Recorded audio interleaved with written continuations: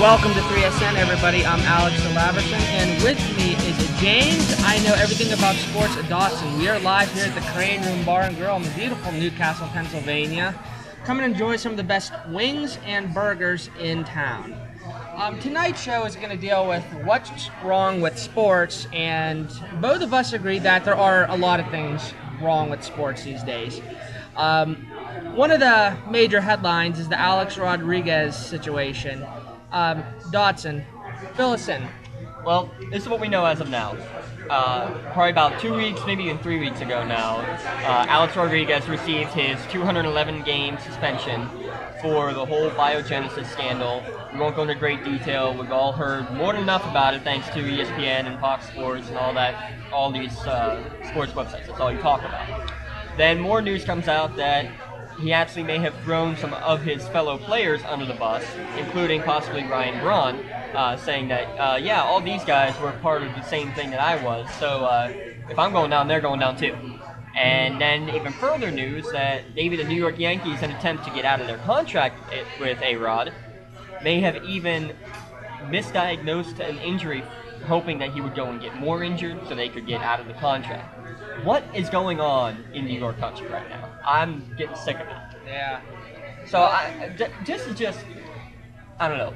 The fact that this is all you hear about, it's dominating the headlines.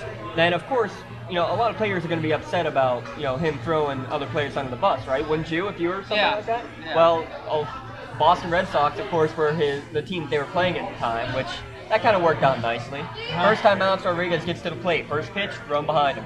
Next two pitches, inside. Next pitch, hits him in the shoulder or in the elbow, puts him on base. They're sending a message, and that's not going to be the last time that's going to happen. I mean, players are going to do what they feel is right. Yeah.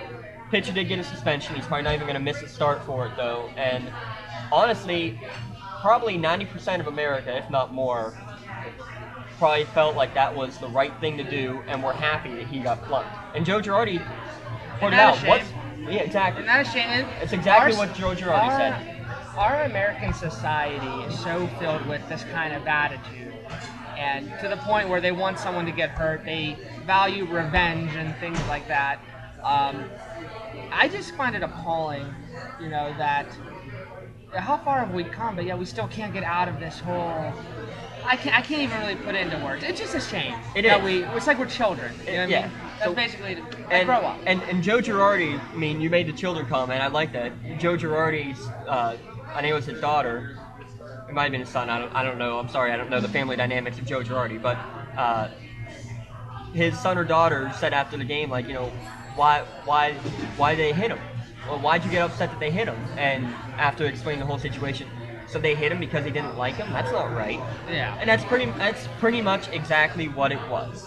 Well, it's, going to a ball game nowadays, it's not how you used to see in the films. Well, let's take our kid out to the ball game. Let's go have some, Cracker Jacks, bring your glove. It's a brutal atmosphere. Isn't it? It is, and that's kind of evolved into that, and it's a shame. I hear a lot of people nowadays don't even want to bring their children to sporting events. Right, well, why do you think? Because of all the atmosphere right. there. It's brutal. And that's why you see a few teams now trying to institute these family days and these kids' days, For the Pirates, it's Family Sunday where the kids can go run on the field. I mean, they're trying to get the family atmosphere back at the ballpark. Every day back in the day used to be family day. You used to bring your family to a ball game because it was a family experience. It's not a family experience anymore. Now you have to have a family day. That's how far it's come. It's sad. What's wrong with sports? A lot of things. It is. And I think part of this becomes, the hypocritical nature that I'm seeing in all sports right now. The fact that, and back in the day for baseball, they were just players would police themselves. If somebody got hit, they felt it was intentional, the next guy would throw back at them, and it's like, you throw at us, we'll throw at you. It policed itself. Now you have warnings and these attempts at controlling the game by the umpires in the league with suspensions and everything. That doesn't do anything. Especially, like I said, when this Boston pitcher who hits him, he's not even going to miss a start because of the off days and everything. Another thing Joe Girardi's pretty upset about. It's not... I don't know. The hypocritical nature, they want to protect the players. They want to control the game, especially with the performance-enhancing drug use right now. But then when the players try to step in and also take control and say, look, we can control ourselves, let us do it, they say, no, you're not allowed to do it. Us, we're powerful. We the big guys. Mm-hmm. And I mean, let's shift gears from baseball and say we look to football. NFL in the last couple of days has had a nice little controversial moment, a little hypocritical moment. I can't recall the guy's name, Bostic now. Bostic from the Chicago Bears. He's a rookie player taking over Brian Urlacher's old spot. He goes in one of the preseason games and he absolutely levels this guy from the Rams. Pass over the middle, defenseless player, hits him, doesn't hit him in the head, doesn't hit him in the knees, hits him right in the chest. Big hit. Everybody's excited about it. ESPN goes crazy about it. NFL.com puts this on their website saying how great this hit was, all that jazz. A couple days later, NFL comes out and says, no, that shouldn't have been a legal hit. It should have been flagged, and you're going to be fined $21,000. This rookie is making just shy of $1,000 per preseason game right now, and he just got fined $21,000 for a hit. Okay? Now, honestly, I was happy that this guy got fined because this was an illegal hit, and I was sick and tired of everybody talking how great this hit was because he goes and he lowers his helmet, crown of the helmet, right into his chest. He didn't see what he was hitting. And that's the main point right there in the rule. You cannot lead with the crown of your helmet on a defenseless player. They want you, that's what they're trying to teach, is to see what you hit. Helmet up, head up. Because honestly, he could have really hurt himself as much as the other player. But now all the ESPN analysts are furious that this guy got fined for a hit that they still think is legal. Your thoughts? You gotta go by the rules. By the rules, it is an illegal Even if hit. you don't like it, you gotta do it. Yeah, I mean, Chris Carter, who I'm looking at right now, actually one on of our TV, favorites. he is the one who's been. I've seen this guy. I've seen Bostic since he was in high school, and this is one of the best hits he ever hit.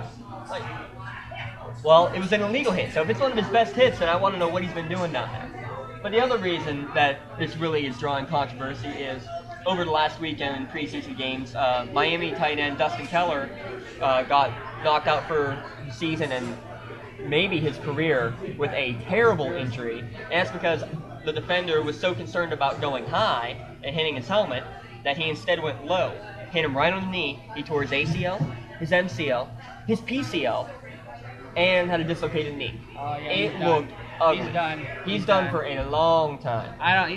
But That's the thing. That hit down low that knocked this guy out for the year and maybe longer is a legal hit. The hit that Bostic made, where he lowered the crown of his helmet, didn't injure the player, didn't hit him in the head, anything like that, was deemed illegal and fined. Maybe this is where the hypocrisy and the misunderstandings are happening. How would you feel as a player? First of all, let me think a defensive player. I can't go high, so where are you going to naturally go? You're going to go low. So what happens when you go low? You hit a guy in the knee and could knock him out. Yeah, that's worse. Isn't it worse? It seems like you can't hit a quarterback low, but you can hit a defenseless player like a receiver low. There's no rule against it right now. But that's the thing. What if they do say, the rule against the quarterback, you can't hit a quarterback below the knee? What if they make that same rule for any player or for any defenseless player going over the middle? Then where can you hit a guy? You can't hit someone in the head. You can't hit them below the knee. So you got the midsection. Okay. That's a lot easier said than done. Like, if I'm a wide receiver, I catch the ball and I'm falling, you can't really position yourself to hit him. Well, and I'm about to hit you. What's your natural instinct right now? I'm about to come and tackle you. You're going to kind of lower your shoulder. Your head's going to follow it. You're going to cringe up and tighten up. And guess what? How many of these personal foul helmet hits that we saw last year were because the receiver went and ducked down? It would have been the helmet hitting in the chest, but instead, helmet of the receiver goes down, helmet to helmet, and now we got penalties and fines. I just think that they may be trying to police it too much. It's football. People are going to get hurt. If you tell them not to hit high, they're going to hit low and injure them that way. If you tell them don't hit low, then they're going to go back and hit high, and pretty soon there's going to be nowhere to hit them, and then you're just going to put flags on them for them to pull. And that's, I don't know, if you can't tell the players what's legal and what's illegal, I mean, as a defender right now, I'd be saying, well, I can't hit him low, I can't hit him high, I'm going to try to hit him in the midsection, and I'll tell you what, if I got anybody who's around my size or bigger, they're going to plow me right over, I'm going to miss the tackle, and I'm going to get benched. So, pick your poison, I guess. So the NFL, also very contradictory. Yeah. Well, remember 2010, that was only a few years ago, when James Harrison had that crushing hit on Muhammad Isaaclaw. How do you pronounce his name? Muhammad Massaquoi, yeah. What did I say? Isaaclaw, whatever. I was at that game. He leveled him. That was a nasty hit. He crushed Josh Cribbs earlier in that game with helmet hits when they weren't illegal yet. The NFL was selling photos of that hit. Yeah. The NFL was selling photos of that hit. A few weeks later, they decide to take them down. Exactly. Well, the same thing here. NFL.com puts video of this hit saying how great it was. Then the NFL itself says it was an illegal hit and fines them. So NFL.com then has to say, oh, yeah, we better take that video down. Yeah. Along those same lines, let's shift to NCAA football. I love Jay Billis right now for what he did about a week ago now. He went on a Twitter rampage against the NCAA. He's talking about how Johnny Manziel can't sell his autograph because he is an amateur. He is a college athlete. You cannot profit off of it. You cannot profit off of a person, only a team. Yet you go and type in Johnny Football on the NCAA store, and immediately Johnny Manziel and Heisman and jerseys that have the number 2 but not his name on it pop right up. He did the same with Braxton Miller of Ohio State. He did it with players from Texas, players from Alabama, everyone. The Penn State But thing. then the kicker, yes, the Penn State thing, that you look on their website and they're still selling Joe Paterno 409 wins, when everybody knows that the NCAA claimed that, oh no, 111 of those wins didn't happen. And those are I think these are recently printed shirts. That's the kicker of it Yeah, all. They weren't even like old from the years ago. They're pretty recent. Because they can't even just say, oh, we forgot to take it down. You know what I mean? Because they printed it so short time ago. But to see how concerned the NCAA was with all this, as Jay Billis is tweeting all this and just saying, type in Braxton Miller into your search bar. Type in Joe Paterno. Type in anybody. Type in Johnny Manziel into your search bar. As they're doing that, all of a sudden, NCAAshop.com, whatever it was, disabled the search feature. Conveniently. Oh, conveniently how that happened, right? They took it down. Of course, you still find a back way. There's enough computer geeks out there that are able to say, well, no, you do backslash search, backslash. It just shows NCAA's right. concerned about money making. They don't care. Oh, and then Mark Emmert then tries to come out and say, we will no longer do that. Well, you've been doing it for years. The hypocritical nature. They're not doing it anymore because they got caught. Yes, exactly. Not because they're sorry. Exactly. Well, and I mean, you'll see that with any violator of any NCAA sanction. Yeah. It's that, we didn't know it was. Oh, we didn't know that was a rule. No, you knew it was a rule. You just stopped doing it now because you got caught. Exactly. And the hypocritical nature goes well back. I mean, I've talked too many times before about Mark Emmert with the Penn State issue, saying focus back on academics. Yet he gives players the ability to transfer out of the best football academic university in Division I to go to places where they don't even care about academics because they want to play in a bowl game. I mean, that's really setting a good example for everybody there. I mean, there's a guy who's a junior on the Penn State offensive line who has his master's degree and is teaching mathematics courses at Penn State. Where did he get his master's from? From Penn State. He's been at Penn State. You could be a grad student and play football, right? Yeah, if you still have eligibility. If you still have eligibility. I mean, he's had a red shirt. He graduated in like 3.5 years, summer classes, all that. He's teaching an undergraduate math class right now. He's already defended his thesis. He's in grad school. But they should focus on academics first. I mean, that's the hypocritical nature, and it's not just with Penn State, it's with all these other schools as well, and it's with all these sports entities that is really starting to frustrate me and make me wonder why I even bother looking up sports news, because sports news nowadays is not sports. Like, I'm actually surprised I'm watching highlights right now of a baseball game, but in the next 2 minutes I'm going to hear something about Aaron Hernandez, I'm going to hear something about Johnny Manziel, I'm going to hear something about illegal hits, and people who claim that they know everything go and talk about it, when really it's just Stephen A. Smith who yells because he's able to. That's what's wrong with sports right now, is that we look at what's wrong in sports, and that's all we talk about. Speaking of Aaron Hernandez, we really never touched base with that or offered our insights. How do you feel?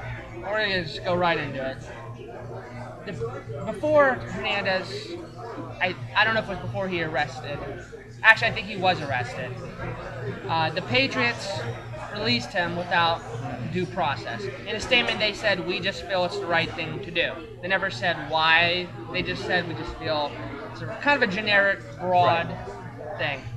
Of course, we talk about people need due process, the Penn State thing, so on, so on. How do you feel about this whole Hernandez thing? Well, I think this stems back all the way even maybe to the Ray Lewis situation back when he was arrested for murder. Yeah. That I think back then contracts may not have had clauses in them like a lot of them would do now, saying if you are arrested for anything other than minor traffic violations, we have the right to negate your contract, or we have the right to release, or anything immediately. Something like murder, manslaughter would be, in my mind, automatic. Put it this way: if I was a GM, if I was a president of a team, an owner of a team, I would want that in all my players' contracts that I have the right to immediately cut ties with you if something like that were to pop up. Now, someone else will say though he never got officially, there's no judgment on him yet. Right. He hasn't officially got his sentence or anything. They're still waiting. He could turn out being innocent. Yeah, he could. Now, the thing I would say that's a little different is that he kind of put himself in a bad situation, especially when he destroyed the video cameras. There's just kind of, the evidence hasn't been portrayed, and he hasn't been convicted. He has not been convicted yet, but is that the important There's part? a lot of, unlike the Joe Paterno thing, there's a few differences. Like I said, he smashed his cameras. He definitely put himself in a very strange situation. Pretty awful situation, sorry about that. But still, it all comes down to the bottom line. He wasn't convicted yet. But how can you possibly have that kind of media attention on your team? I'm sure the Patriots released them. A lot of it was due. They just couldn't have that kind of publicity around their training camp. Right. And in their statement, they never said we believe Hernandez is guilty or anything. So they could say we released him because we just don't want to deal with the media attention, which happens. The Jaguars didn't want Tim Tebow because they didn't want the media attention. Things like that, you know what I mean? I mean, a lot of people say that, part of the reason, too, this isn't the first issue that Aaron Hernandez has had. He failed a drug test back when he was at Florida, missed a game there. Did the same thing when he was at the Combine. He allegedly shot a friend in the eye, I believe it was about a year previous. So he's had issues before. He dropped all the way to the 4th round in the draft. So I think there were character issues to begin with. But then you look back and say the same thing about Ray Lewis back in the day. It's not like he didn't have character issues and everything before. That was well documented and everything. He was trying to turn them around. I don't know. You want to support, you as an owner, as a manager, whatever you want to call it, whoever's in charge. You want to show support for the people who work for you. That's completely understandable. But which is the right one? Yes, they're accusations. Bottom line, your opinion, were the Patriots, did they really do the right thing by releasing him? Seeing as he was charged with murder, I would say yes. Okay. They did the right thing. Some lower level offenses, okay, I can understand, giving this guy a benefit of the doubt. Let's hear his side of the story. We'll give him his chance. But I don't know. Maybe I'm a little disappointed at the swiftness of their action, just because even at that point the charges hadn't officially come out. Now who knows? Yes, they could have called the police and said, look, we want to get rid of him if it's something serious. Tell me what are you charging him with? And they could have easily. They might have easily said the evidence is. The evidence is showing. Blah blah blah. He was also charged with obstruction of justice, which he obviously did by destroying the cameras. So that's one thing. Right. Well, now, there's as much evidence right now showing that his girlfriend, his fiance, whatever the woman in his life is, that she was as much the obstructor of justice as he was. So, they did the right thing. But the question is then, what happens if he ends up getting acquitted of everything? They still have not found the pistol. when someone gets acquitted, or that doesn't necessarily mean they didn't do it. That means they just Right. don't have enough to prosecute them for the They still, crime that's charged. Right. I mean, they still have not found anything in Pine Lake up there. I think there's just too much smoke, I think, for something not to be going on here. The Pages just, they don't want to be associated with that. They never said we think he's guilty. They released him. They don't want to deal with it. What can you do? I'm sure they care about Aaron Hernandez, but they also care about their organization. It's a business first. Here's my question, though. When Aaron Hernandez was arrested, there were already 28 NFL players who had been arrested since the Super Bowl. What happened to all of them? Most of them, none of them got released. That'd be my. Were they charged with murder and stuff? Probably they weren't charged with murder, no. But I mean, you look even Dante Stallworth. That was 2008. He ran over somebody. DUI, ran over somebody, killed him. Yeah. I think he spent like 30 days in jail, paid a fine, and like really never was out of an NFL roster. Mike Vick goes to jail for 2 years. He comes back, he's immediately right there. Plaxico Burress shoots himself in the leg, comes right back. I think though, those teams never took those players back though. Maybe if Aaron Hernandez gets acquitted, he goes to another team. I still don't think that will happen. But if he did, don't think the Patriots would take him back. Yeah. But I mean, put it this way: if a team's willing to take somebody who made a mistake, killed somebody, I mean, accidental or not, I mean, it was accidental, obviously. But if they're willing to take him back, if they're willing to take somebody who committed a felony, like Plaxico Burress, maybe that's what's wrong. I don't know. Put it this way: 90% of the jobs you commit a felony, you're not going to work in that job anymore. You're going to be. You're done. Yeah. Well, in any job, if you have that on your record, you're gonna have trouble. Yeah, you're gonna be doing. Essentially, you'd be doing like the work of somebody who didn't graduate high school. I mean, that'd be essentially what would be left. Want fries with that? Yeah, exactly. Yeah. And I mean, that's even that. I mean, nowadays with the workforce the way it is right now, and with all the, I'm turning this into an economics class, but really with all the deficits that are going around nationwide, you have people who have high school and college degrees who are out of work right now. You're going to take somebody who doesn't have their GED, or you're going to take somebody who's a college graduate if you have equal opportunity for it. And that's just the nature of the beast. And I don't know. I think it's just spiraling downhill big time. I think bottom line, I don't blame the Patriots for what they did. I don't. Would you have done the same? I don't know if I would have did it as quickly, but at the end of the day, at the same time, you're sending a message when you do it that quickly too. Yeah, at the end of the day, you care about your player, but you also care about your business and your team. Just because you release someone doesn't mean you wish them ill well. Right. You got to do what you think is best for the organization. What can you do? It's a business. It is. Now, people will say, well, you're family. You're not really not family. No. You're not. It's not, you're a business. Cool. We're a family. We're going to support you through this, but we can't have you being a part of this organization anymore. And honestly, it was probably written straight in his contract. Well, somebody who had character issues like it before, I'll guarantee it was in Well, his the contract. Patriots actually do that. They're probably, I think they're the only organization or one of very few that actually take care of former players. Like, even if they've been cut or released or traded, they still kind of watch out and take care of them and help them find jobs and stuff. But I mean, what a big difference between an organization like Patriots, who will immediately release somebody who is just charged with something, versus somebody like.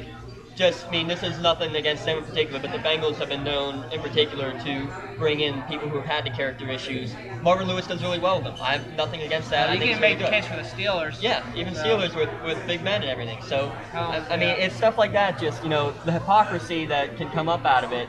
I just hope that, they've set a precedent. I hope that they stick to it. That's about all I can ask for, because there's enough hypocrisy already in sports. I would agree. Hypocrisy. That's what's wrong with sports.